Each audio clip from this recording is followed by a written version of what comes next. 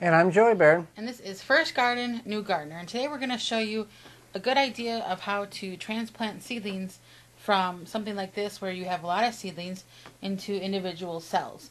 And the reason why we do this is because not all seeds necessarily germinate. So what we do is we plant our seeds in the small 9-ounce cups like this. And then when we have some growth, some decent growth, then we will go ahead and transfer them into the cell tray like this. That way it just saves space at the beginning. So I'm just going to take some potting soil here. I have the Sioux potting soil, professional potting soil, and I just dump it into my tray and try to get all the cells covered here. Now when we have cleaned our trays, because we use them year after year, we're taking the step to sanitize them because there can be diseases brought over from one year to another. And even if we buy trays, we go ahead and we clean them up and sanitize them because you don't know whose hands have been where, and it's just a much safer thing to make sure your plants start off the best they can. Now, one thing you want to keep in mind is that we're bottom watering. We spoke about that last time, a couple of episodes ago, of the term for First Garden, New Gardener.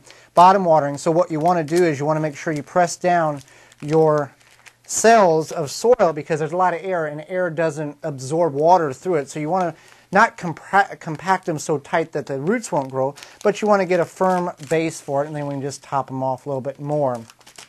Okay, so to get your seedlings out, you don't want to just pull from the top because that is not efficient and you'll probably just rip your plants. So what you want to do is you kind of want to squeeze the cup a little bit so that it loosens up the soil in there. And then you just dump them out onto something like that. And then you can find your seedlings. So you want to be gentle. You don't want to start ripping seedlings apart. So like right here, you can see all the good root development there. Yeah, there's the roots. And you just want to be gentle, pull them apart. Nice and gentle. And then, so here's one. And Joey's going to plant that there.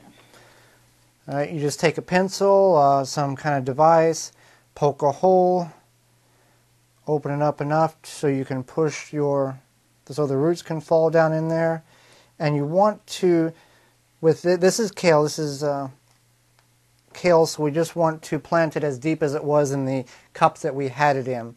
And then once you get done, you can have trays that look like something like this. So we've got a lot of kale that we started. Maybe we started too much, but I guess in the gardening world, you can never start too many plants. You can always hand these off to somebody else, as well as we have about 122 plants back there, in addition to this. Now, if you get roots that are really long like this, you do want to plant that entire thing.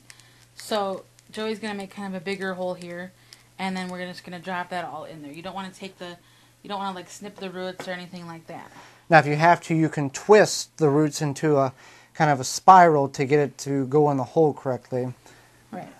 So we have a good amount here, and don't forget, you want to pick through to make sure you get all of your little seedlings out and get them transplanted.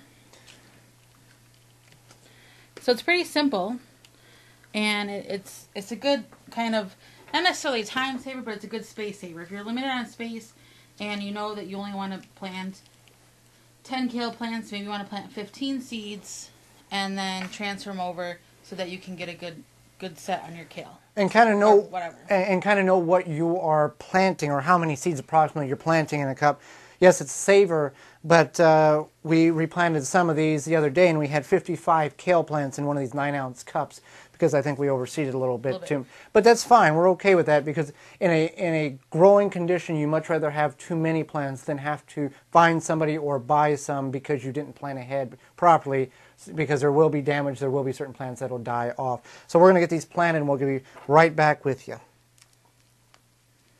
All right, so we've got the 9 planted here. We're going to plant the rest because we want to get them out of these cups because they've reached to where they've put on true leaves. Now, whenever they first emerge, you have the seedlings or the beginning stages of the leaves, and whenever they begin to put additional leaves on, that's your true leaves. So that's the time you want to start extracting them from the cups and placing them in trays like this. So we have a lot of beautiful kale.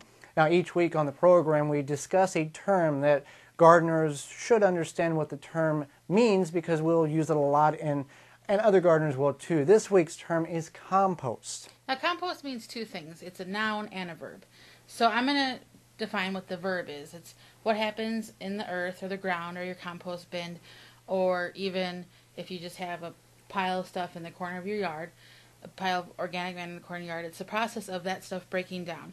There's worms in there, there's bacteria, there's different small particles that are eating that stuff and breaking it down. And that's what composting is, or the process of composting.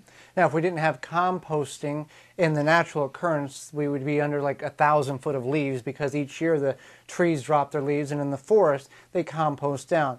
Composting can be materials of anything that was natural, such as grass, leaf clippings, plant byproducts of plants, eggshells. You don't want to put any kind of dairy or bones in your compost, or meat in your compost, especially if you're in a residential area, because animals will get in there and root around and basically tear your compost pile up.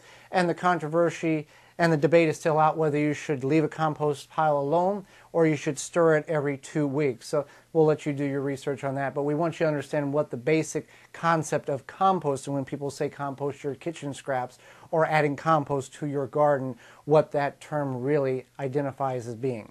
You can even compost things like cloth or paper towel rolls. If you are going to do that, we always recommend that you cut it up. And that's up to you if you want to use it in your compost or not. You put it through a paper shredder. Right, you can put it through a paper shredder. With the cloth, you want it to be a natural fiber, not a synthetic fiber. Right, so something like cotton, wool, something like that. But yeah, you can use, there's a lot of different lists online of things that you can compost. And if it has something like chemicals, like say some people compost paper towel, but if it's something that you sprayed something chemical on it, then you don't want to put that in there. So composting, term of the week. I'm Joey Baird. And I'm Holly Baird, and this has been First Garden, New Gardener.